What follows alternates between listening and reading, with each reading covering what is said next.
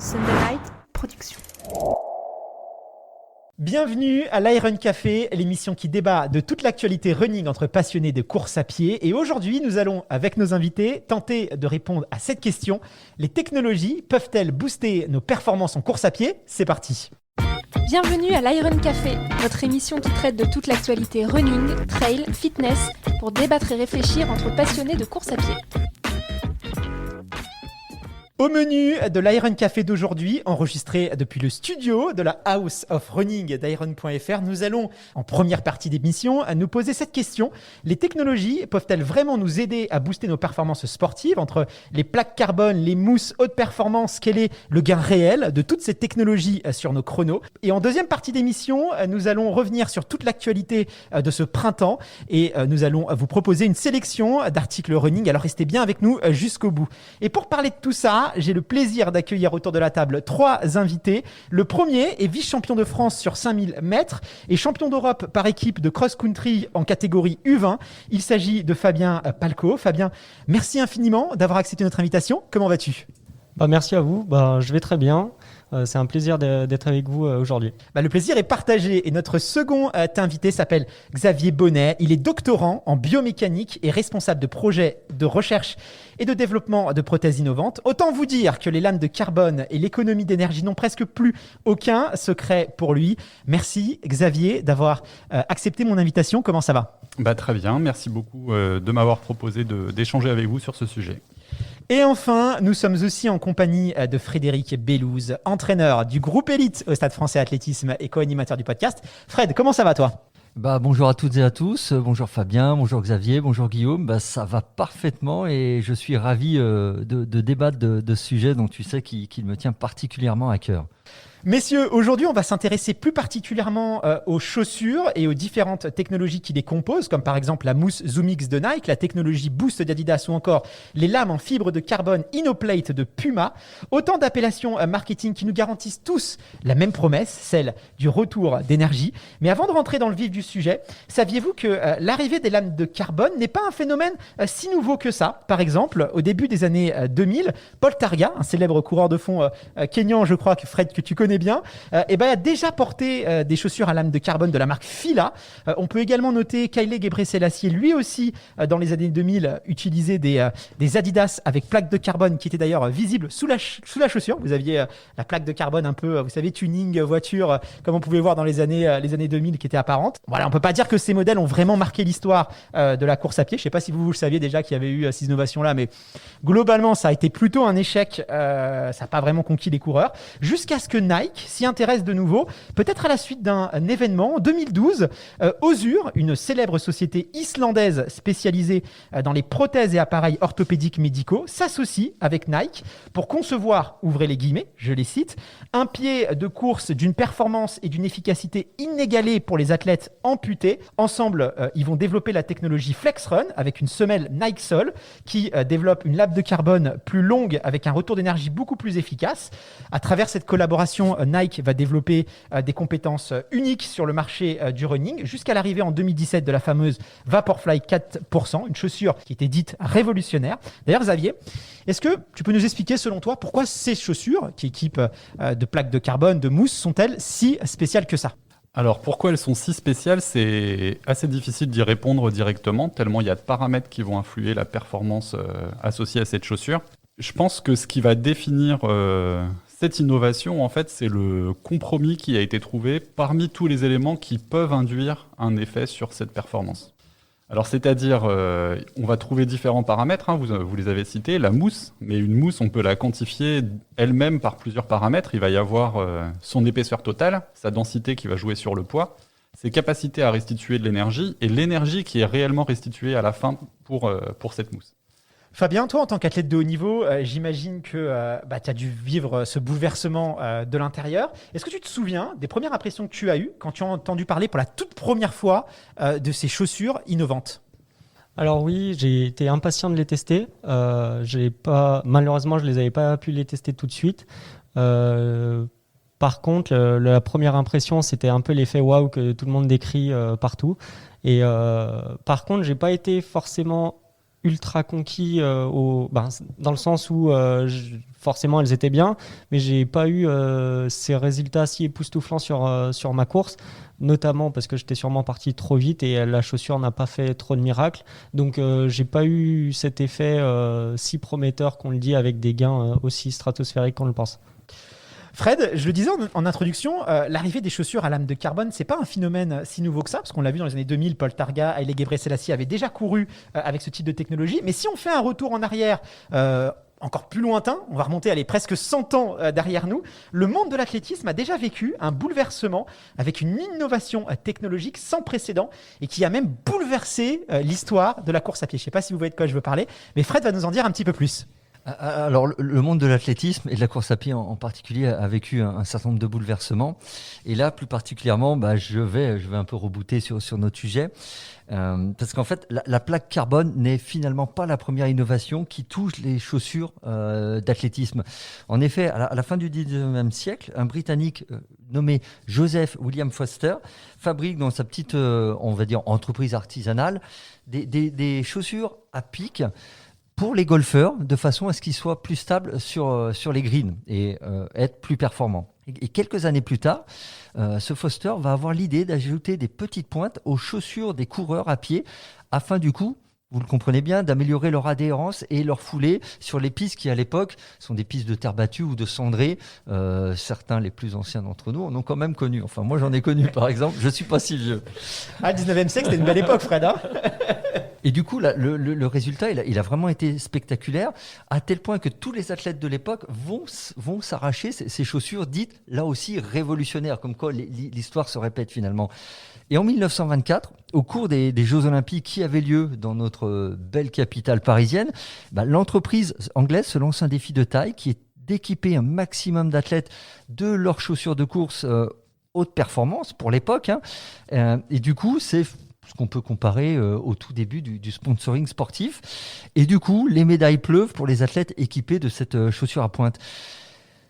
On peut dire que le coût marketing, parce qu'à l'époque c'est vraiment révolutionnaire, il faut se resituer quand même il y a quasiment un siècle, va installer la société Foster & Sons comme l'équipier incontournable du sport, et du coup ils vont signer un nombre de partenariats incroyables avec de nombreux clubs d'athlétisme, des athlètes à travers le monde entier, et ça va leur permettre de réellement prospérer pendant 20 ans. Et petite anecdote, parce que je sais que nombreux sont friands de ça, et notamment Guillaume, en 1958, les héritiers de Joe et Jeffrey Foster décident de rompre avec la tradition familiale de l'entreprise et renomment la société Reebok, en référence à une antilope sud-africaine qui s'appelait Reebok. Mais voilà, finalement, si on retrace l'histoire, la première révolution, on va dire, qui concerne des chaussures d'athlétisme, est liée à cette marque britannique. C'est drôle de voir que l'histoire se répète. Et est-ce qu'à cette époque, ces chaussures, elles ont provoqué des scandales, un peu la polémique? Est-ce qu'on a parlé de dopage technologique, par exemple, en 1924, Fred? Parce qu'il y avait un gain quand même pour les athlètes qui avaient des pointes, par rapport surtout en terre battue, sur les pistes en cendrée, surtout par rapport à ceux qui n'en avaient pas. Donc on peut se dire que quand même, ça a dû... Est-ce que il y a eu du scandale un peu? Alors, il y avait un gain, surtout lorsque les conditions étaient défavorables ou si qu'elles soient trop mouillées ou très secs. Parce que je ne sais pas si vous avez tous essayé de courir sur ce type de revêtement. Évidemment, quand c'est mouillé, c'est un peu de la boue, et quand c'est très sec, c'est gravillonnant. Donc, le pied glisse vite. Donc, l'avantage est considérable et indéniable. Et pourtant, à l'époque, en tout cas, on ne trouve pas trace de polémique, et en tout cas de suspicion de tricherie, de dopage technologique du tout. C'est les athlètes qui n'ont pas accès à ces chaussures-là ont évidemment le sentiment que les autres sont mieux équipés, mais pour eux, c'est le sens naturel des choses, et ça finalement optimise leur capacité de performance. Donc ça a plutôt été vu comme d'un bon œil. Intéressant de faire ce petit retour en arrière. Merci beaucoup, Fred, pour cette anecdote que j'ignorais. Xavier, quand on parle de chaussures à lame de carbone, on imagine des chaussures qui vont nous offrir une espèce de ressort en nous permettant de peut-être nous propulser vers l'avant pour courir plus vite. Mais est-ce que c'est bien réel à l'usage de cette chaussure, et surtout, est-ce que le gain de vitesse, finalement, nous permet de courir plus vite? C'est l'objectif de ce type de technologie qui équipe aujourd'hui la plupart des chaussures de compétition. Alors, pas de manière directe. Donc, une lame en carbone, on peut le considérer comme un ressort, hein. C'est des systèmes qu'on va retrouver sur des amortisseurs de camions, des amortisseurs de voitures. Donc, on peut parler de ressort. Je ne vais pas forcément parler de propulsion, mais plutôt de rebond, dans le sens où ça va aider le coureur, mais de manière indirecte. Un peu comme les combinaisons de natation. Elles n'augmentent pas directement la vitesse, elles vont améliorer la flottabilité. Et du coup, les muscles du nageur vont être utilisés pour avancer d'une manière plus optimale. Là, on va se retrouver un petit peu dans la même situation. Il y a une partie d'énergie qui peut être emmagasinée puis restituée, mais également ça peut permettre de soulager les muscles du pied, puisqu'ils sont en parallèle donc, de cette lame qui va travailler en carbone. Donc on est plutôt sur un gain d'énergie plutôt qu'un apport de vitesse. On ne va pas courir plus vite, mais on va moins se fatiguer. C'est ça que tu essaies de nous dire. Exactement. En fait, ce qui est évalué dans la littérature, c'est la consommation énergétique d'une personne quand elle marche à une vitesse constante. Et ce qui permet en fait de comparer à 16 km/h, par exemple, différentes chaussures. Fabien, toi tu cours avec des chaussures équipées de cette technologie. Est-ce que tu as remarqué des différences avec tes chaussures précédentes, sur ta foulée, sur ta manière de courir? Qu'est-ce que tu constates de différent avec ces chaussures-là? Il y a beaucoup de différences, il y a beaucoup de gains, surtout sur la réduction de fatigue. Par exemple, en stage, j'ai tendance à utiliser beaucoup ces nouvelles technologies avec lame de carbone et surtout avec une mousse assez molle et réactive. Ça me permet d'enchaîner les séances plus facilement avec moins de douleurs musculaires. Donc, je ressens personnellement qu'il y a un gain à ce niveau-là. Et les séances, je peux vraiment les enchaîner à des intensités peut-être plus élevées qu'avant. Et forcément, plus les distances vont être longues, plus je vais ressentir un petit gain en termes de chrono. Après, il est difficile de mesurer tout ça. Et du coup, parce que là, tu parlais de les porter de manière un peu privilégiée lorsque tu partais en stage où on sait qu'il y a beaucoup de volume, beaucoup d'intensité.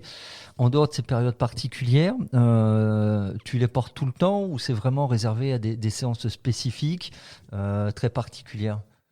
Avant, je les portais beaucoup. Et maintenant, j'ai tendance à revenir sur un usage plus raisonné, c'est-à-dire les mettre peut-être une fois sur une grosse séance par semaine pour quand même garder un peu plus de facilité dans l'entraînement et avoir moins de fatigue le lendemain et enchaîner une grosse séance encore 2 jours après.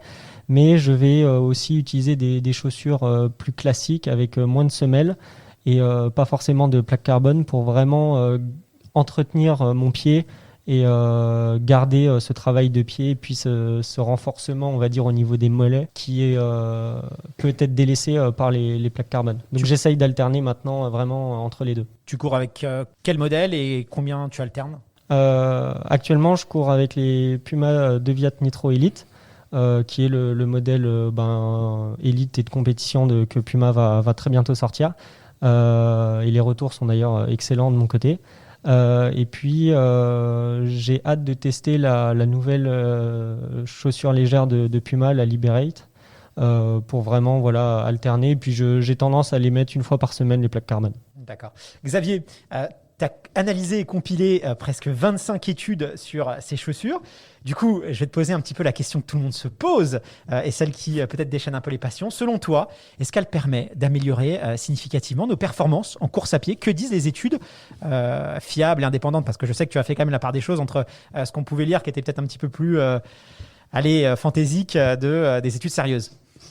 Alors aujourd'hui, ce qui est prouvé dans la littérature, donc en fait, la littérature ne va jamais s'intéresser au chrono qui est réalisé par un athlète. C'est toujours des comparaisons entre une chaussure et une autre pour voir l'influence soit d'une mousse, soit d'une lame. Et aujourd'hui, ce qu'on retrouve, c'est que sur 4 études qui ont été faites, en fait, toutes vont dans le même sens. La première, elle a montré donc une diminution de la consommation d'oxygène à 14, 16 et 18 km/h, de l'ordre de 4% en moyenne. Et le minimum et le maximum du gain, il était compris entre 0 et 6%. Et du coup, ce premier résultat qui a été obtenu sur l'étude où la qualité méthodologique est la plus importante, où statistiquement, ils essayent d'avoir la meilleure puissance statistique, elle a été confirmée par 2 autres études indépendantes sur le même type de population, donc sur des coureurs de haut niveau. Et ça a été également confirmé avec une variabilité beaucoup plus forte, par contre, sur des coureurs plus standards, coureurs du dimanche, quoi. Et est-ce qu'aujourd'hui, on est capable d'expliquer pourquoi, finalement, ces chaussures, elles sont plus performantes que les autres? Alors, pourquoi elles sont plus performantes? Encore une fois, il y a 3 facteurs clés. Le premier, c'est le poids de la chaussure. Ça, c'est indéniable. 100 grammes dans votre chaussure, ça va vous coûter 1% de consommation énergétique. Le deuxième, c'est la mousse avec une notion de quantité de mousse. Plus vous mettrez de mousse et plus vous mettrez une mousse qui a un haut facteur de retour d'énergie, plus vous allez gagner en consommation énergétique. En fait, ça, c'est basé d'une étude du début des années 2000 où ils ont fait courir des gens sur un tapis roulant qui avait une rigidité variable. Et du coup, ils ont pu montrer que plus le tapis avait une certaine souplesse, plus on gagnait en consommation énergétique. Et les gains pouvaient être énormes, parce que dans la configuration de tapis la plus souple, on pouvait gagner jusqu'à 12% de consommation énergétique. Et la troisième chose qui est importante, ça concerne la rigidité en flexion de la chaussure. Parce que le problème, c'est que si vous mettez de la mousse, vous allez avoir une chaussure qui est très souple. Plus vous en mettez, plus vous allez avoir une chaussure qui devient instable, et plus vous allez perdre en rigidité de flexion. Et cette rigidité de flexion, en fait, elle a l'intérêt de soulager les muscles du pied, mais quand c'est relativement bien fait. En fait, c'est assez difficile de faire varier ces trois paramètres d'une manière suffisamment harmonieuse pour aider, mais sans perturber la course du coureur. Et on voit les grands équipementiers aujourd'hui personnalisent ces chaussures en fonction du profil du coureur. Est-ce qu'il est plutôt quelle taille il mesure, sa foulée, son poids? Est-ce que le fait de pouvoir personnaliser la chaussure vraiment au profil du coureur va apporter un gain supplémentaire par rapport à une chaussure qui est standardisée? Ben ça semble être l'avenir en effet de l'évolution. Tous les auteurs s'accordent à dire que personnaliser notamment la rigidité en flexion de la lame carbone permettrait d'optimiser du coup la réponse pour un individu donné. Et est-ce qu'aujourd'hui, il y a quand même des nouveaux modèles, des nouveaux acteurs qui arrivent sur le marché avec ce type de technologie? Est-ce que, par exemple, le modèle d'une célèbre marque américaine, le nouveau modèle est beaucoup plus performant que l'ancien? Parce qu'on entend souvent sur les réseaux, entre les coureurs, dire qu'il y a quand même des différences significatives en fonction de l'évolution de chaque modèle. Est-ce que la littérature a démontré que ces chaussures étaient plus performantes que les anciens modèles? Alors non, la littérature aujourd'hui ne suit pas, mais pour des raisons liées au Covid qui font que cette quantification de la dépense énergétique, elle se fait par l'analyse des échanges gazeux. Et globalement, depuis 1 an et demi, ce type d'expérimentation est beaucoup plus compliqué. D'accord. Mais en tout cas, il y a un élément vraiment intéressant dans ce que dit Xavier, et parce que c'est un élément important du phénomène de course à pied, qui est celui de la restitution d'énergie. C'est-à-dire qu'à ce moment de votre course où votre pied entre en contact avec le sol, il emmagasine de l'énergie, et plus l'athlète sera en capacité de la restituer, plus il sera efficace et performant dans sa course. Et on l'a vu notamment sur des pistes, et je pense que Fabien en parlera encore mieux que moi, mais il y a des pistes qui sont réputées plus rapides que d'autres. Alors pour certains, pour les sprinteurs, on dit ça c'est une piste de sprinter, d'autres ça va plus être des pistes pour être performants pour les demi-fondeurs. On se rappelle, on s'était beaucoup interrogé lors des JO de Rio avec le record du monde féminin sur 10 000 mètres, où on avait dit finalement la piste, elle est au-delà des conditions extérieures qui étaient idéales, elle est faite aussi pour les demi-fondeurs et pas forcément pour les sprinteurs. Et on voit qu'effectivement, moi je n'avais pas eu écho de cette étude sur tapis avec variabilité de la résistance du sol, et c'est très intéressant. Et on voit que quand on a des pistes qui peuvent différer d'un endroit à un autre, il n'y a pas forcément contestation. On se dit justement, c'est juste un élément technique de la course à pied. Alors que c'est extrêmement important, toi, Fabien, en fonction des pistes sur lesquelles tu vas courir. Est-ce que tu remarques quand même des différences dans tes sensations? Est-ce que c'est une réalité vraiment? Oui, bien sûr. Après, c'est compliqué de le mesurer, de le chiffrer. C'est plus juste basé sur les sensations. Il y a des pistes plus molles, on va dire, elles sont plus pour l'entraînement, elles sont mieux, elles vont laisser moins de traces. Et des pistes un peu plus dures sont mieux pour les chronos. Après, est-ce que c'est réellement ça? Je sais pas, mais c'est la sensation que j'ai. C'est peut-être l'avenir, ça aussi. Peut-être que demain, on va travailler plus sur les pistes, parce que voilà, l'humain a tendance à vouloir toujours battre des records, aller plus loin. On est un peu programmé pour ça. C'est peut-être l'avenir. Après avoir attaqué les chaussures, peut-être qu'on va s'intéresser aux pistes d'athlétisme pour qu'elles puissent offrir un meilleur rendement. Ouais, c'est pas pour rien que, par exemple, il y a des meetings qui sont réputés pour battre les chronos, notamment à Monaco, où à chaque fois il y a une pluie de records. Donc, je pense que la piste y joue pour aussi mais beaucoup. C'est marrant, c'est que finalement, c'est vrai ce que tu disais, Fred, c'est que ce débat entre l'avantage, pas l'avantage, personne ne remet en question les pistes, alors qu'on a vu que ça a un impact aussi important sur la performance. On parle de près de 10% sur certains revêtements. Alors, c'est vraiment sur un tapis qui va s'écraser de 3 cm dans le sol pendant la course. Donc, je pense qu'on ne peut pas le retrouver sur une piste. Je pense que sur une piste, on ne le retrouvera pas. Sur les courses sur route, ça semble encore plus compliqué. Mais je pense que là aussi, alors, les routes ne sont pas construites pour les courses, donc je ne pense pas qu'on arrivera à ce type de dérive. Mais en tout cas, effectivement, suivant le type de bitume ou d'asphalte sur lequel vous courez, vous pouvez être plus ou moins rapide, effectivement. Et ça, chaque coureur l'a déjà testé. Si vous êtes sur un enrobé qui est plutôt un peu granuleux, vous savez, celui où lorsque vous êtes en roller, vous tapotez, et un qui est vraiment lisse, vous voyez déjà que votre foulée, elle est plus ou moins efficace. Ça a été le cas du passage de la piste cendrée à la piste en tartan. On ne l'a pas évoqué, je crois, donc ça a été pareil, il y a une pluie de records, etc. Donc c'est l'évolution, quoi. Ouais, on voit que l'évolution, en tout cas, elle est bien présente et que c'est quelque chose que ça fait plus de 100 ans qu'on a des évolutions dans le monde de la course à pied. C'est pas arrivé avec seulement les chaussures à plaque de carbone. En tout cas, face à l'arrivée de ces nouvelles chaussures, on l'a dit, les passions se déchaînent entre les coureurs. Alors certains évoquent des gains spectaculaires semblables, je cite, ouvrez les guillemets, à des moteurs sur les chaussures. D'autres essayent de nous prouver à coups de statistiques et tableaux Excel que les records personnels sont pour la plupart dus aux chaussures. Fred, selon toi, est-ce que les gains que procurent ces chaussures sont-elles aussi impressionnantes, spectaculaires que ça? Qu'est-ce que tu constates, toi? Déjà, moi, je constate que sur ce sujet, les passions se déchaînent réellement. Mais concrètement, hein, avant de répondre à ta question, moi j'aimerais qu'on s'intéresse au moment où les discours ils ont commencé à basculer dans une espèce d'hystérie collective. Hein. Tu l'as rappelé, l'arrivée ou plutôt le retour, hein, puisqu'on a vu qu'il y avait eu des modèles au début des années 2000. Le retour des chaussures à plaque de carbone date de 2017. Pourtant, en France, il faut attendre 2019. Et plus précisément la corrida de Houille, qui est une course que tout le monde connaît, enfin quasiment tout le monde connaît en fin d'année dans la ville de Houille, pour qu'on puisse à ce moment voir les réseaux vraiment s'affoler. Et la question qu'on peut se poser du coup, c'est pourquoi il a fallu attendre autant de temps. Alors du coup, on pourrait penser que la nouvelle version de la chaussure est beaucoup plus performante que la précédente. Et pourtant, même si elle a été améliorée, les études, hein, ça a été dit, n'ont pas encore vraiment tranché sur cette question-là, puisqu'elles n'ont pas forcément toutes été menées.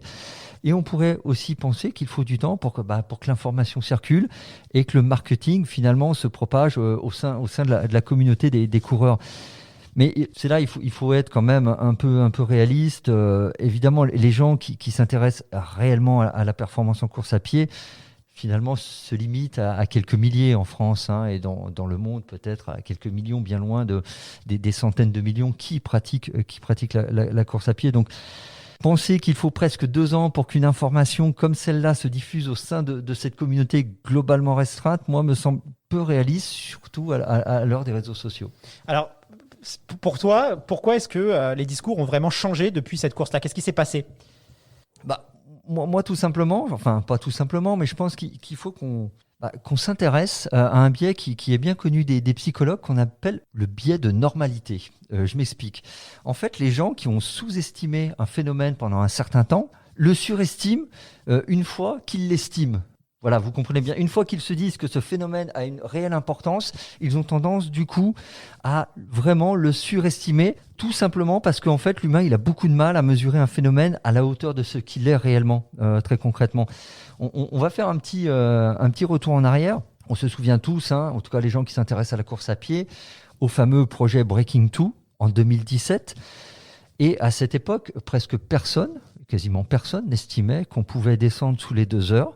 En tout cas, certains avaient fait des études prospectives et dire peut-être, mais ça n'arrivera pas avant 2025, voire de manière plus probable 2035 et plus loin. Et encore moins de personnes pensaient que ça pouvait être réalisable que grâce à des chaussures. Et pourtant, Eliud Kipchoge réalise sur le circuit de Monza 2h00 et 25 secondes. Donc on peut dire que la barre de 2 heures, si elle n'a pas été franchie à ce moment-là, et elle le sera plus franchie plus tard, elle a été quand même approchée de manière très significative. Et à cette époque-là, moi je me rappelle bien, ce record, il a vraiment choqué la plupart des observateurs, mais non pas parce que les gens se sont dit cette chaussure est merveilleuse et elle donne vraiment un avantage substantiel.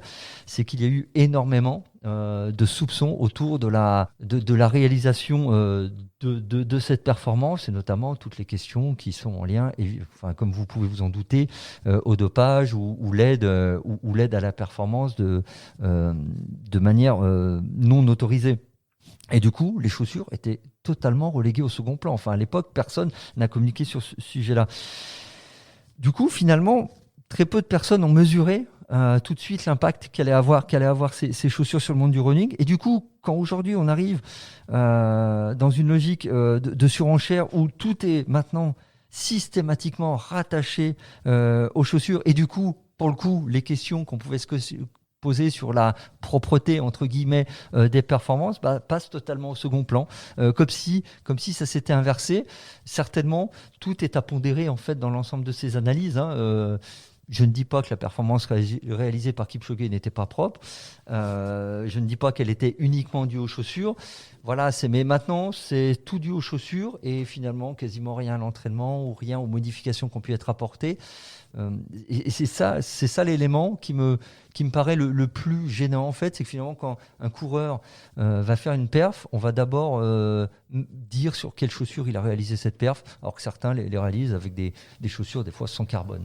Mais c'est un peu le problème, c'est vrai on voit dans les discours, on a tendance soit à sous-estimer le gain que procurent ces chaussures, soit au contraire à les surestimer et à partir un peu dans tous les sens. Et je comprends ce que tu veux dire et ça me fait penser de manière très éloignée ce biais-là, qui n'est pas seulement limité au sport, parce que moi ça me fait penser à la crise du Covid, à toute proportion gardée, mais c'est vrai qu'on est passé c'est un virus qui concerne la Chine et voilà, il n'y a pas de raison de s'inquiéter et en l'espace de 48 heures, on est en guerre et rien ne va bien. Donc on voit bien que en fait, on a tendance à analyser un phénomène, peut-être à se tromper sur cette analyse-là. Et dès qu'on s'aperçoit qu'on s'est trompé, eh bien, on va surenchérir, on va en faire 2 fois plus de tonnes, histoire de peut-être rattraper notre retard. Mais en tout cas, c'est vrai que ça pose une question, parce que déjà, il y avait quelque chose qui était extrêmement préjudiciable pour le sport, c'est que certaines personnes associaient performance, dopage de manière systématique. Et aujourd'hui, on a un nouvel élément qui rentre en compte, c'est les chaussures. Et c'est vrai que ça vient un peu polluer les discours. Fabien, toi, qu'est-ce que tu penses de tout ça ? Est-ce que tu penses que ces chaussures, finalement, lèvent du mérite aux performances des athlètes ? Moi, ce qui me dérange un petit peu, c'est comme vous l'avez abordé, c'est le fait de notre performance à entendre parfois les critiques ne dépendent plus que de la paire de chaussures. Alors que on s'entraîne beaucoup, il y a une progression logique. Depuis des années, on met tout en œuvre, tous les petits détails, et résumer ça à une performance liée aux chaussures, ça fait c'est un peu dommage. Et puis surtout que c'est pas vrai. Je pense pas que la chaussure conditionne la performance. Elle aide forcément, il y a un gain. Après, de là à entendre des fois des gains de plusieurs minutes ou quoi. Je pense que c'est un peu, c'est pas forcément vrai, voire pas vrai du tout. Mais oui, il y a un gain, il est là, mais après, il faut pas résumer toute la performance à ça, loin de là. Et ce qui me dérange aussi peut-être un petit peu, c'est on va oublier les autres problèmes qui sont toujours présents, notamment peut-être liés au dopage, qu'on n'entend plus parler ou plus du tout. On remet tout ça sur les chaussures et ça me dérange un petit peu aussi. Ça, c'est très intéressant ce que Fabien dit, parce que je trouve qu'effectivement, au final, les athlètes qui s'entraînent avec sérieux et proprement et qui ont des résultats grâce à leur performance sont les doubles condamnés dans cette affaire-là, parce que au final, un athlète qui aurait eu recours à des moyens illégaux pour perfer, il va juste se retrancher derrière la chaussure en disant mais si je fais un tel chrono aussi stratosphérique qu'il soit, c'est grâce à la chaussure. Donc du coup, finalement, on oublie les questions de comment il a pu atteindre ce niveau-là. Et l'athlète qui, à force de travail, à force d'engagement quotidien et régulier depuis des années, parce qu'un athlète qui perf, c'est pas simplement les 3 derniers mois, c'est des années. C'est des années. Fabien en parlera encore mieux que moi. Du coup, lui voit sa performance réduite à une paire de chaussures et se dit mais en fait, entre guillemets, tous les sacrifices, en tout cas tous les engagements que j'ai pris, ils sont pas reconnus parce qu'on me limite à ça. Alors effectivement, c'est un élément de la performance, mais ça, comme le disait aussi très bien Xavier, c'est aussi difficile à quantifier et qu'il y a tellement d'éléments qui entrent en ligne de compte dans un résultat, qui soit mécanique, biomécanique, lié à la chaussure, qui soit psychologique, que c'est difficile et je trouve fondamentalement injuste pour les athlètes. Après, on l'a dit, les discours ont commencé un petit peu à s'échauffer à la suite de la corrida de Houille. Il faut être honnête, les performances, elles ont explosé. On a eu des records dans tous les sens. Alors déjà, ce qu'il faut quand même savoir, c'est que la corrida de Houille, c'est quand même une corrida qui est réputée. Moi quand j'étais ado, ça passait même à la télé à l'époque. Ralitska, qui était champion olympique sur 10 000 mètres, qui a été champion du monde de cross, venait courir la corrida de Houille. Donc c'est pas une petite course de village, attention, c'est vraiment une course internationale. Et en 2019, cette fameuse année-là, on a eu une densité, notamment côté français. Là, je vais juste citer les Français. Il y avait Jimmy Gressier, Benjamin Choquer, Mehdi Bellage, Alexis Mielet, Yann Schrub, qui étaient présents. Les conditions météo étaient parfaites, 10 degrés, sans vent, sans pluie. Donc, avec de telles conditions, un tel plateau, parce que, et Fabien confirmera, quand on sait qu'il y a tous les copains qu'on croise assez régulièrement qui vont être là, on vient pas comme si c'était excusez-moi l'expression, la course à saucisson du coin. On vient vraiment pour montrer qui est le plus fort, et c'est ça le. On va en découdre. Voilà, on va en découdre, et c'est ça le sport de haut niveau. Donc, il y avait quand même un certain nombre d'éléments qui ont fait que les conditions étaient réunies pour qu'il y ait des grosses perfs. Mais attention, parce que c'est pareil, dans l'hystérie collective qui s'empare de tout le monde, lorsqu'on dit ça, on a l'impression que je peux réduire la part de la chaussure. Évidemment, elles ont un apport. L'idée, quand même, c'est qu'à un moment, quand on s'équipe d'une chaussure performante, c'est pour qu'elle nous permette justement à l'être et optimiser nos capacités. Sinon, on courrait tous en crocs. Enfin, il n'y aurait pas de discussion. Mais on peut noter que sur cette fameuse course de 2019, Alexis Mielet, qu'on a reçu et que connaît très bien Fabien, puisqu'il partage des séances avec lui, a réalisé son best, son record personnel sur 10 km en 28,44, et il n'était pas équipé de ces chaussures-là. Et à l'époque, son équipementier n'avait pas encore développé cette technologie-là, et il ne l'avait même pas en prototype. Donc, il y a dans ce lot de grosses perfs des gens qui ont fait des perfs avec des chaussures avec lesquelles ils couraient avant aussi. Preuve en est que la chaussure, elle impacte, mais pas totalement. Comment tu as observé cette course? Comment tu as analysé ces résultats? C'est quoi ton avis par rapport à tout ça? J'ai trouvé que y avait eu de très belles perfs, mais ça m'a pas vraiment étonné, notamment parce qu'il y a une bonne densité qui est en train de se créer en France parmi les coureurs, notamment sur la route. Il y a un intérêt pour la route qui était un peu délaissé avant. Et Paris 2024, on est aussi dans cette optique-là, donc oui, ça faut oui. pas l'oublier. Et puis ça c'est sûr. Et puis il y a une densité, il y a une dynamique chez les coureurs français qui était pas forcément très présente avant. Il y a aussi notre génération et puis la génération d'Alexis qui commençait à arriver à maturité. Donc ça explique aussi cette densité, et puis surtout les seniors confirmés aussi se sentir un peu titillés, je pense, par les plus jeunes, ont redoublé d'efforts à l'entraînement, et puis même notamment sur cette course. Après, il est aussi très réputé pour battre des records d'Europe. Le record de France a été battu exactement. l'année dernière, l'année précédente. Exactement. Et du coup, c'est déjà aller à Houille en sachant qu'on va battre son record, il y a de grandes chances qu'on va le battre. Et Alexis confirme le fait de cette densité en faisant 28,44, surtout que c'est un coureur de 800-1500. Donc c'est une performance remarquable, surtout en période hivernale et sans chaussures carbone. Donc ça montre aussi cette densité. On a peut-être fait un petit peu des raccourcis, on est peut-être allé un petit peu vite dans l'analyse de cette course-là et des résultats. Et à mon sens, il faudrait plusieurs années pour voir que ça se confirme, parce que sur un an des statistiques, à mon sens, il faudrait un recul sur 5-10 ans, et là on pourra en tirer de réelles conclusions. On en revient au biais peut-être de tout à l'heure. Xavier, on entend souvent en tout cas on entend de plus en plus dans les discours des coureurs que finalement le véritable secret de cette chaussure, c'est pas la lame de carbone, mais c'est la mousse. C'est vraiment la mousse qui permet d'améliorer nos performances. Alors, est-ce que tu es d'accord avec ça? Est-ce que la plaque de carbone, finalement, c'est qu'un élément marketing? Alors en fait, alors c'est un avis personnel, la lame de carbone, on l'imagine restituer de l'énergie, alors qu'en fait non. Je pense que le principal paramètre de la lame de carbone, c'est qu'elle permet de rigidifier la chaussure en flexion. Et cette rigidification, en fait, elle est importante à partir du moment où on met une mousse qui est souple et qui va permettre, elle, de restituer de l'énergie. Et du coup, je pense que c'est le sens qu'on attend de la lame, où on peut être potentiellement déçu. Mais si elle n'était pas là, on aurait probablement des chaussures qui seraient trop souples en flexion. et qui du coup vont pas limiter la fatigue, notamment au niveau de l'articulation métatarso-phalangienne. Donc c'est vraiment un binôme en fait. On peut pas dire que c'est plus la mousse que la lame. Alors voilà, c'est là où ça devient très compliqué, c'est que si on cherche à évaluer chacun des paramètres indépendamment les uns des autres, on va sortir de l'optimum. Donc on va prendre une chaussure, on va la dénaturer pour altérer son comportement. Et du coup, en faisant ça, en fait, on va essayer d'aider sur un des paramètres, mais comme on vient perturber la course, on va complètement annihiler ce phénomène.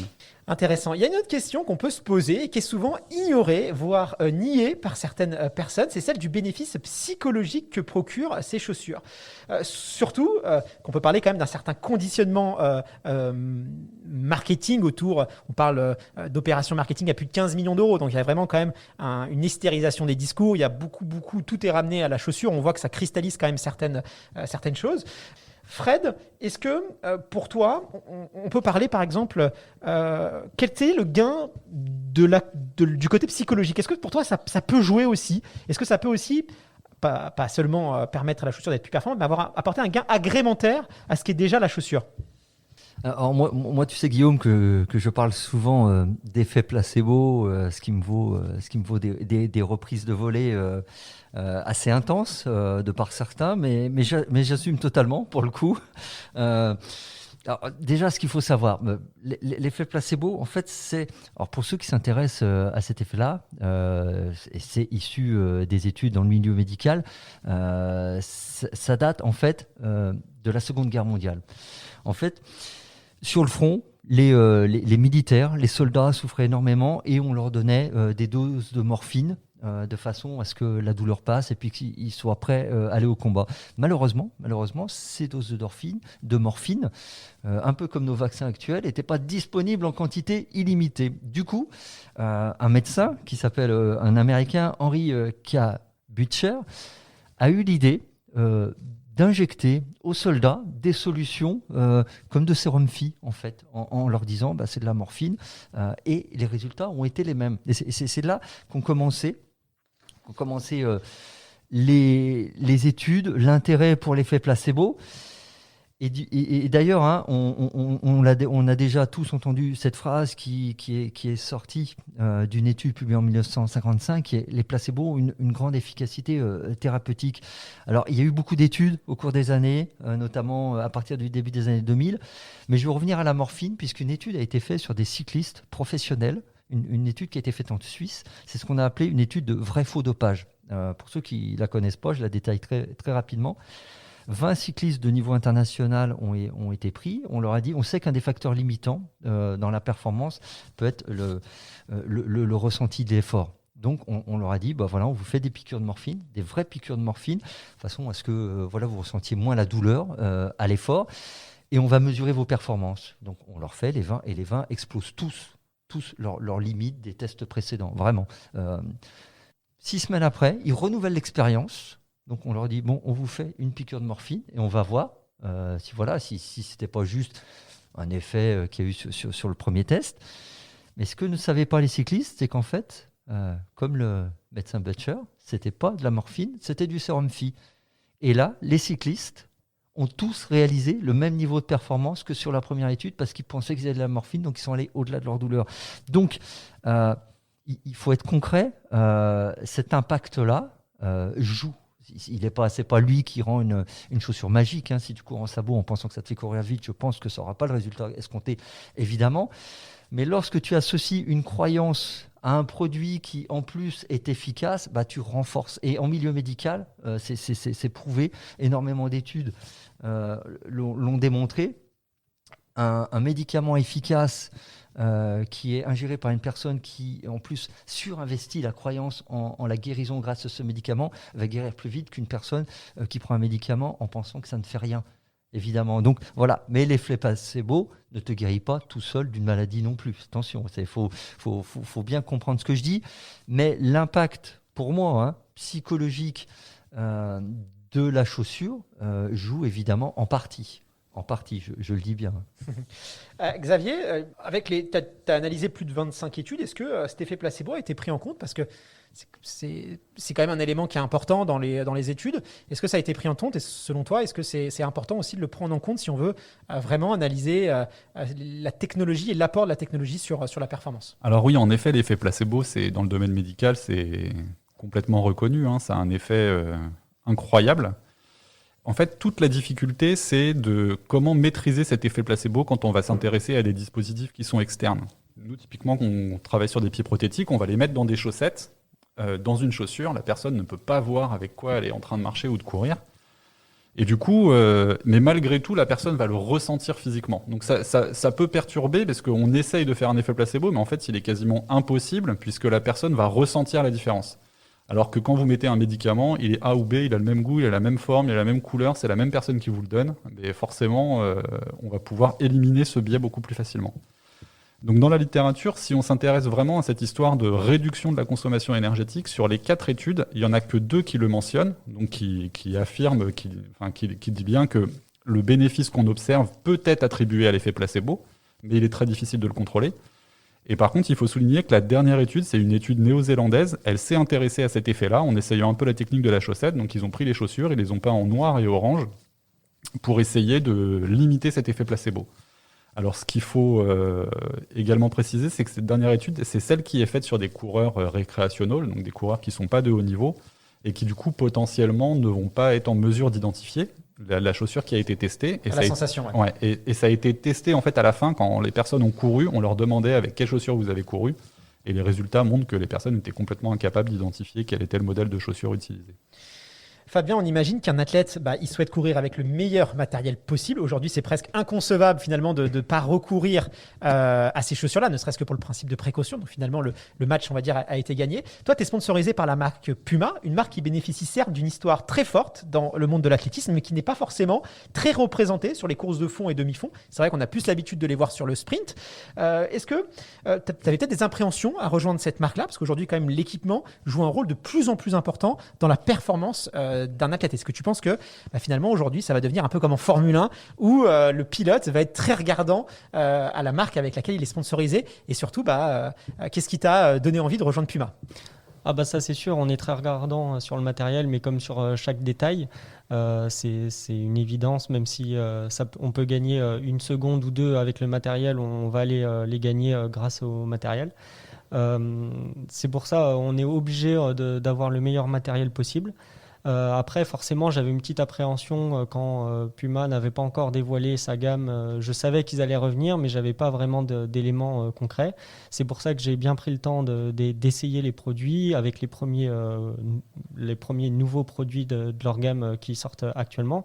Et j'ai été très convaincu tout de suite. Et c'est pour ça aussi que j'ai voulu rejoindre Puma. Xavier, on l'a vu en début d'émission, le monde du running s'est probablement inspiré du monde de la prothèse pour développer de nouvelles chaussures. Penses-tu que, à contrario, les innovations, parce qu'il y a quand même des moyens qui ont été mis, des moyens énormes qui ont été mis dans ces chaussures grand public, est-ce que tu penses qu'à contrario, maintenant, le monde de la prothèse va s'inspirer du monde du running? En fait, c'est presque pour ça que je suis là aujourd'hui.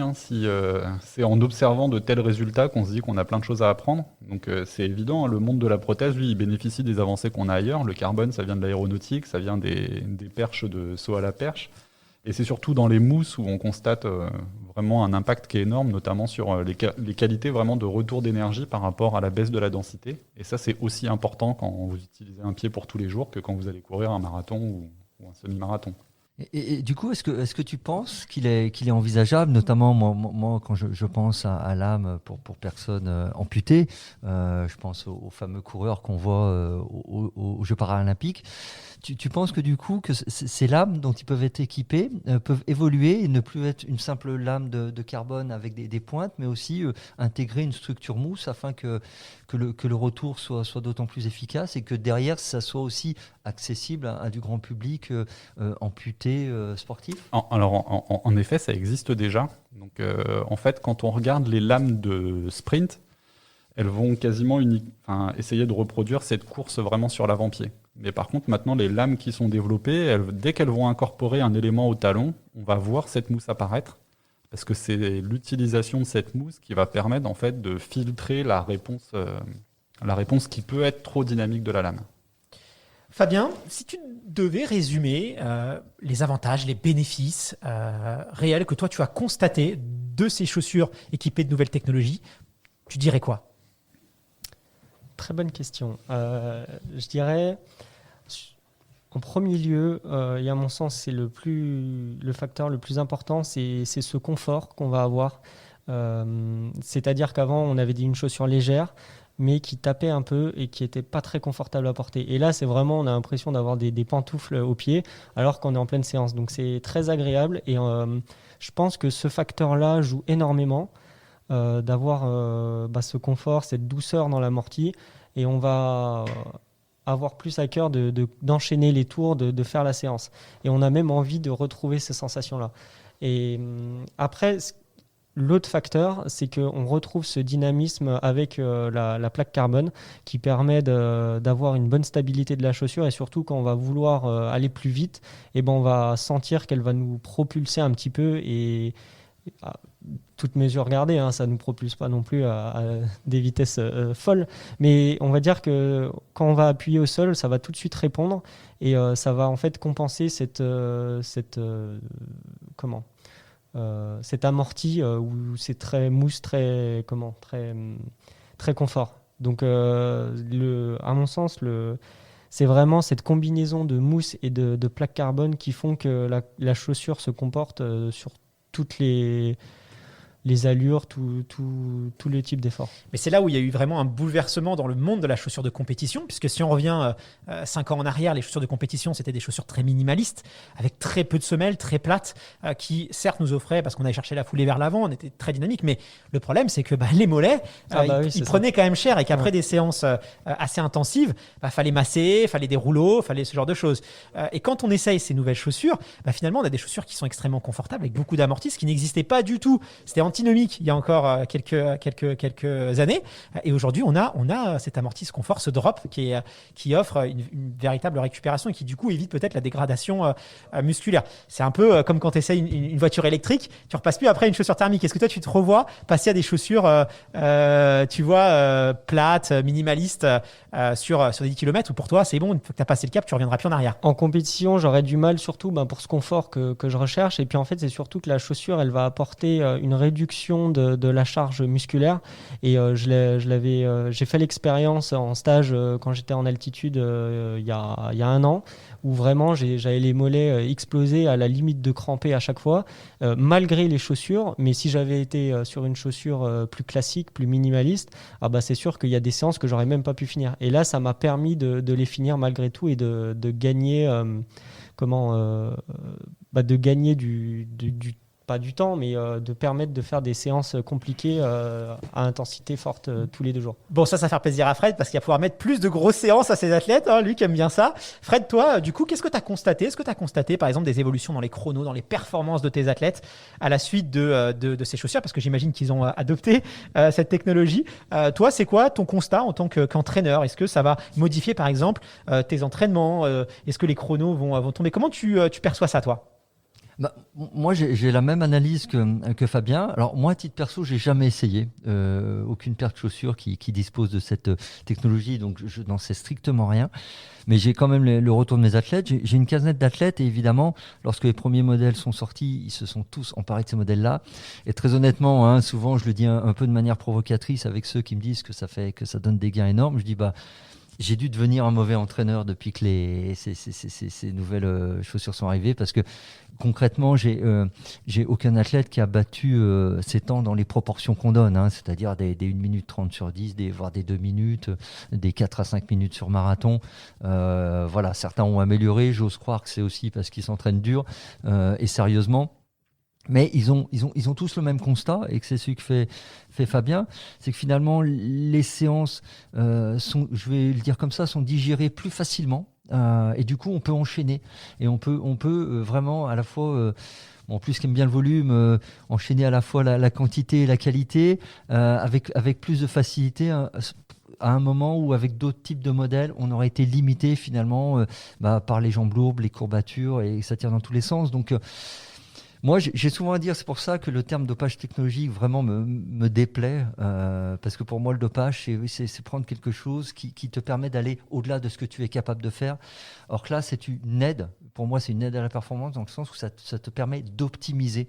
Ça te permet d'optimiser, mais comme on parlait de récup, c'est comme si tu vas voir ton masseur kiné, tu fais un bain froid, tu fais de la cryo, ça va t'aider à enchaîner les séances. Moi, j'appelle pas ça du dopage. Ce type de technologie, pour moi, ça s'apparente plus par les effets, moi, qui me sont décrits par l'ensemble des athlètes, et Julien Vanders nous avait dit exactement la même chose, que finalement, après les grosses séances, les sorties longues, ils se sentaient les jambes qui allaient encore bien. Donc, c'est vraiment, moi, en ça que j'ai vu une différence. Et du coup, effectivement, à un moment, ça permet d'enchaîner les séances. À un moment, les chronos y suivent, heureusement. Mais voilà.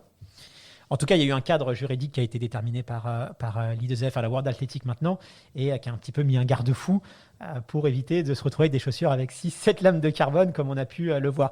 On a vu, il y a un élément qui est quand même très déterminant, c'est le fait de pouvoir personnaliser la chaussure, puisque forcément, en fonction du poids, en fonction de la taille, on va pouvoir vraiment optimiser cette technologie si on la personnalise. Xavier, on peut s'imaginer, allez, si on va un peu dans le futur, est-ce que aujourd'hui c'est réservé à l'élite, des coureurs, et pas forcément d'ailleurs à tous les coureurs élites, mais à certaines catégories d'élite qui vont avoir un gain supplémentaire. Est-ce qu'on peut s'imaginer aller dans 5-6 ans que finalement, quand on va aller chez son fournisseur de chaussures, à la House of Running, on va pouvoir personnaliser les lames de carbone vraiment en fonction de notre typologie de coureur? Est-ce que c'est pas ça aussi l'avenir? On peut personnaliser déjà le design, mais est-ce que c'est pas maintenant aussi la plaque de carbone, la mousse? Est-ce qu'on va pouvoir aller dans ce niveau de personnalisation? Est-ce que pour toi c'est l'avenir? Pour moi, c'est l'avenir dans la chaussure de sport, puisque c'est ce qui existe aujourd'hui dans la prothèse. Les prothèses, vous allez choisir non pas que votre pointure, mais également sur une fourchette de 4-5 kg le poids que vous avez, et vous allez l'adapter en fonction de votre niveau d'activité. Donc c'est quasiment certain qu'à l'avenir, on aura des chaussures qui seront faites pour une discipline en fonction d'un poids, d'une cadence de cours. Tu attends ça, j'imagine, Fabien, avec impatience. Ça peut être sympa, surtout qu'on est tous uniques et tous différents, et le fait d'être normalisé avec des chaussures pour tout le monde, à mon sens, oui, on va aller vers de la personnalisation et vraiment s'adapter. C'est un frein aussi de cette techno, c'est qu'on voit bien qu'elle n'est pas forcément... certaines personnes vont bénéficier mieux que d'autres parce qu'on est sur quelque chose qui est standardisé. Donc voilà, c'est pour ça que d'ailleurs les généralités sont un peu compliquées à faire. Merci infiniment à tous les deux d'avoir partagé cette émission avec nous. C'était passionnant. Fred, tu restes avec moi parce qu'on va passer à la rubrique actualité. Fabien, on te retrouve où? C'est quoi ton prochain objectif maintenant? Le prochain objectif, ça va être un 10 000 mètres. J'espère à la Coupe d'Europe du 10 000 pour essayer de réaliser les minima pour les Jeux de Tokyo 2021. Sinon, c'est battre mes records sur 5 000 et 10 000 mètres. Merci infiniment, Xavier, merci. Fabien, merci beaucoup. Merci à vous. Et puis, on vous mettra sur le site internet toutes les études que vous allez pouvoir retrouver, un article aussi un petit peu plus complet. Donc, n'hésitez pas à aller faire un tour sur notre site www.dltdc.fr. Je vous dis à très vite. Merci encore. Merci à vous. Merci, au revoir. Écoutez, je vous propose maintenant qu'on passe à la rubrique actualité. Let's go. Découvrez toute l'actualité running dans l'Iron Café. La rubrique actualité, chaque mois on vous dégote tout ce qui s'est passé dans le monde du running. Alors forcément en ce moment c'est un petit peu calme quand même, niveau compétition, crise sanitaire oblige, on commence à avoir l'habitude. Mais il y a quand même un débat qui commence à un petit peu à revenir, c'est Jeux Olympiques de Tokyo. Alors Fred, est-ce qu'ils vont avoir lieu ou pas? C'est quoi les dernières infos que tu as sur les JO de Tokyo? En tout cas, si on se fie aux communications officielles du comité d'organisation et tout ce qui remonte, les JO se tiendront. La discussion semble se tenir actuellement sur la présence ou non de spectateurs, notamment de spectateurs étrangers. Les conditions aussi des athlètes étrangers sur le sol japonais. Est-ce qu'ils vont devoir se faire vacciner? Est-ce qu'ils vont devoir arriver avec un peu de temps d'avance pour observer une quarantaine? Tout ça n'est pas encore défini, mais apparemment, ils vont bel et bien se tenir, oui.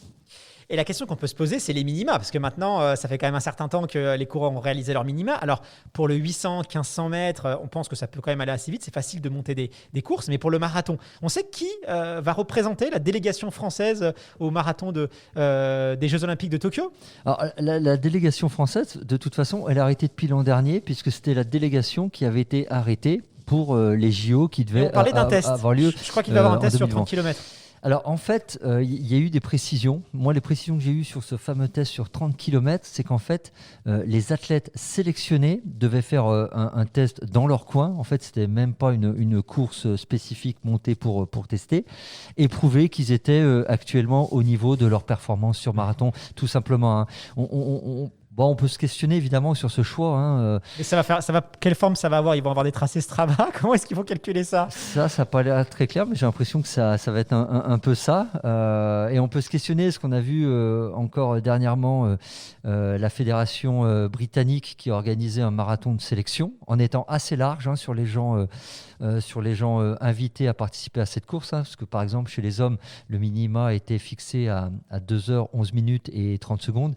Et il y avait des athlètes qui étaient en 2h20, qui étaient alignés. Pareil chez les féminines, où le minima était à 2h29 et 30 secondes. Et parmi les athlètes invités, il y avait des athlètes qui couraient en 2h40, ce qui est déjà très costaud pour des femmes, attention.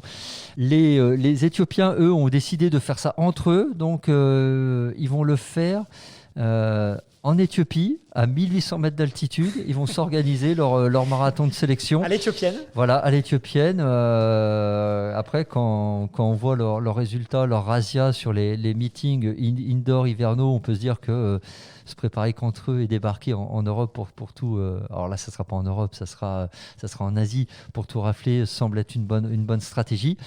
Il y a aussi un marathon de sélection en Turquie. Donc, on voit qu'un certain nombre de pays optent pour... Pourquoi la Fédération française d'athlétisme n'organise pas un petit marathon de sélection? Ça ferait plaisir à la communauté des coureurs qui pourraient assister. On pourrait le voir à la télé, ça nous mettrait un petit peu d'actualité. On demande que ça, nous. Alors, je pense que ça ferait plaisir aux coureurs. Je pense que ça ferait plaisir aussi à des coureurs qui pourraient prétendre à la sélection. Et notamment, je pense directement à Mehdi Frère, puisque... il est à l'heure actuelle le meilleur performeur français sur marathon en exercice, mais il a réalisé son chrono hors de la période de sélection, qui était la période de sélection pour juillet 2020. Et la question qui se pose semble être une question d'ordre juridique, sachant que la sélection était arrêtée pour des JO qui devaient avoir lieu l'an dernier. S'ils refont des sélections, est-ce qu'elles restent valables? C'est différent sur la piste, puisque la sélection n'avait pas encore eu lieu, donc on ne remet pas en cause une sélection arrêtée. Là, on remettrait en cause une sélection arrêtée. Donc, je pense qu'il y a quand même des questionnements d'ordre juridique qui se posent à la Fédé, qu'elle doit essayer de faire au mieux. Mais c'est vrai qu'avoir après un marathon de sélection, maintenant, c'est un peu tard. De toute façon, il n'arrivera pas parce qu'on ne peut pas les faire courir maintenant pour leur demander dans 3 mois d'être à nouveau performants sur cette distance-là. Mais ça aurait pu avoir son charme, effectivement. Bon, écoute, on va se contenter de ça. Je te propose qu'on passe maintenant à la rubrique actualité. On va accueillir deux chroniqueurs. Manu de Wanna, comment ça va? Tu nous entends bien? Parce que tu es à distance aujourd'hui. Bonjour Fred, bonjour Guillaume, je vous entends très très bien. Et tu seras accompagné pour cette rubrique par Mathilde Sénécal. Mathilde, comment ça va? On est ravis de t'accueillir pour la première fois dans le podcast. Bonjour, je suis ravie également. Merci beaucoup de l'invitation. Écoute, c'est avec plaisir. Manu, tu vas nous parler aujourd'hui, je crois, je ne vais pas dire un nouvel arrivant, parce que ça fait quand même plusieurs années qu'ils sont présents dans le monde de l'athlétisme, mais plus du côté du sprint. Aujourd'hui, ils arrivent avec des grandes ambitions sur les courses sur route et le demi-fond et fond. C'est la marque Puma. Tu as pu tester cette gamme de chaussures. Qu'en as-tu pensé? Alors effectivement, avec Mathilde, on a choisi de vous parler du dernier équipementier qui est arrivé sur le marché des chaussures à plaque de carbone, comme tu l'as dit, Puma. Donc, Puma a complètement revu sa gamme de running. Pour les spécialistes, fini les modèles Speed 500, Speed 600 et consorts. Puma a entièrement repensé sa gamme à partir d'une page blanche. Cette nouvelle gamme, elle se base principalement sur une nouvelle mousse appelée Nitro. Alors, comme vous l'avez dit un peu plus tôt dans l'émission, il faut savoir que la mousse, c'est un élément clé. C'est ce qui compose principalement la semelle de la chaussure. C'est donc les propriétés de cette matière qui vont donner les caractéristiques techniques à la chaussure. En dehors de l'ajout de la plaque de carbone, c'est cette matière qui fait toutes les qualités techniques de la chaussure, c'est-à-dire, c'est ce que vous avez dit tout à l'heure, c'est ce que Xavier a très bien dit, avec toutes ces qualités de doctorant, le dynamisme, l'amorti, la durée de vie. Et puis pour ça, il faut jouer sur la densité, le volume et la forme de la semelle. Alors, ce qui est intéressant, c'est que Puma a appelé cette gamme, cette nouvelle matière de semelle Nitro, en fait, parce que Puma injecte dans de la matière de l'azote, donc le gaz azote, pour insuffler les semelles dans des moules et leur donner la densité et la forme souhaitée. Alors pourquoi nitro? Parce qu'en anglais, azote se dit nitrogène, d'où son nom, nitro. Forcément, on ne peut pas s'empêcher de penser à la nitroglycérine aussi et se demander si ces chaussures vont exploser les chronos. Alors la gamme, elle est composée de 4 modèles. Vous retrouverez le modèle Liberate, qui est vraiment un modèle très léger, puisqu'il fait moins de 200 grammes. Ensuite, on a un modèle Velocity, qui est un modèle beaucoup plus confortable, qui offre beaucoup d'amortis. En plus, on a le modèle Eternity. Là, il y a vraiment quelqu'un qui a besoin de plus de maintien, qui va avoir de la pronation de fatigue en fin de sortie, il retrouvera plus de confort. Et le fameux modèle Deviate, qui intègre cette propulsion si spécifique à la plaque de carbone. Alors Mathilde, tu es une athlète de demi-fond sur piste, donc forcément tu utilises beaucoup de pointes, mais à l'entraînement, tu utilises une partie de cette gamme pour tes entraînements. Est-ce que tu peux nous en dire plus? Oui, c'est exact. Alors moi, j'utilise surtout les Velocity et les Deviate. Alors, pour donner un exemple, je m'entraîne 9 à 10 fois par semaine. Donc effectivement, les chaussures, j'ai le temps de les utiliser avec des entraînements biquotidiens. En semaine normale, ça va représenter environ 80 km par semaine. Et quand je suis en stage d'entraînement, on peut aller jusqu'à 120, 140 km par semaine. Donc les chaussures, c'est vraiment, elles doivent vraiment être performantes pour pouvoir endurer tous ces kilométrages. Alors pour mes footings, on va dire les footings cool que je fais le matin quand j'ai 2 séances dans la journée, ça va être des footings qui vont de 10 km à 12 km. Ou alors les fartleks en nature, ou même pour les longues sorties de 15 à 18 km, j'utilise les Velocity Nitro. J'aime bien cette chaussure parce que c'est une chaussure assez polyvalente. Elles sont confortables. Comme tu l'as dit, elles ont un bon amorti et ça se ressent. Et je pense que c'est important pour les footings où on ne veut pas consommer trop d'énergie, être cool. C'est important d'avoir un bon amorti pour ne pas avoir trop de choc. Donc les Velocity, je les aime beaucoup pour ça. Elles sont assez rigides quand même, mais du coup, c'est ce qui leur apporte une certaine réactivité. Donc moi, pour ces footings-là, c'est parfait. Je pense que c'est vraiment une chaussure pour les entraînements fondamentaux, que ce soit en nature ou sur route. Après, je réserve plutôt les Deviate Nitro, donc celles avec la plaque carbone, pour les séances vraiment spécifiques, des séances assez longues et fatigantes. En fait, des séances où je sais que je vais devoir être performante et où il va falloir que je puisse enchaîner les kilomètres, que ce soit par exemple sur la piste avec une séance de 8 fois 1000 mètres ou alors 5 fois 2000, ou alors la même séance faite sur route. Donc, c'est pas forcément en fait pour gagner des secondes que je vais utiliser la chaussure avec la plaque carbone, mais plutôt pour pouvoir rester confortable et ne pas trop souffrir musculairement pour pouvoir enchaîner les kilomètres et aussi la charge de travail que je vais avoir dans la semaine. Donc, pour moi, c'est vraiment, c'est super parce que ça permet de limiter le traumatisme de la séance. Ça rebute avec ce qu'on disait tout à l'heure dans l'émission, c'est-à-dire que c'est vraiment le confort qu'offrent ces chaussures qui est intéressant. Exactement, c'est exactement ça. Je me suis tout à fait reconnue. Je trouve qu'effectivement, c'est là-dedans que je me suis retrouvée aussi parce que c'est pas forcément un gain, c'est un gain kilométrique, mais en fait, le gain kilométrique passe surtout par le gain énergétique qui fait qu'on va courir la même distance, mais en étant moins fatigué, donc forcément qu'on va pouvoir aller plus vite et plus loin. Manu, t'as essayé toi ces chaussures? Qu'est-ce que tu en as pensé? Oui, effectivement, j'ai essayé la Puma Deviate Nitro et je trouve que c'est vraiment un très bon compromis. Le modèle est accessible aux coureurs un peu comme moi dans la moyenne et on a un aperçu de l'apport de la plaque de carbone. Et en plus, alors ce qui est non négligeable, c'est que le prix est vraiment beaucoup plus accessible que les autres modèles puisqu'ils sont à 160 €. Alors c'est toujours une somme assez importante, mais je trouve que là, elle est peut-être un peu plus lourde que les concurrentes. Mais je trouve que le grip me semble plus durable et plus polyvalent. Donc, c'est des modèles qui devraient avoir une bien meilleure durée de vie. Ça, c'est important parce que la durabilité de ces chaussures, c'est quand même le point faible. Et qu'aujourd'hui, on est quand même dans une logique d'avoir des équipements qui tiennent, une logique aussi éco-responsable. Il ne faut pas qu'on consomme des chaussures un peu jetables parce que ça peut avoir un impact négatif sur l'environnement. Donc, c'est bien que les équipementiers essayent d'offrir plus de durabilité, même sur les chaussures de performance. Je pense que c'est un enjeu majeur et qu'ils ont tout intérêt à jouer le jeu. Donc, on peut saluer cette initiative. Ouais, je suis complètement d'accord. C'est vraiment le point qui diffère des autres modèles de chaussures. C'est vrai que là, j'ai été impressionnée de voir à quel point la chaussure était solide, rigide. Enfin, elle a une vraie solidité et on voit qu'elle est durable, quoi. Alors qu'il y a d'autres paires de chaussures à plaque carbone, on va faire une centaine de kilomètres avec et après ce sera mort. Alors vu le prix qu'on met dedans, effectivement, c'est très bien qu'on puisse pouvoir avoir des chaussures durables et qui vont être résistantes dans le temps. Et même par rapport aux grippes, effectivement, on voit qu'elles accrochent très bien. Donc, c'est aussi des chaussures qu'on pourrait mettre sur une course sur route quand il pleut, quoi. Merci infiniment à vous deux. Bah écoutez, on se donne rendez-vous dès lundi prochain pour un nouvel épisode du podcast. Salut Mathilde, salut Manu, merci beaucoup pour cette petite sélection. Merci beaucoup. À lundi. Et à bientôt.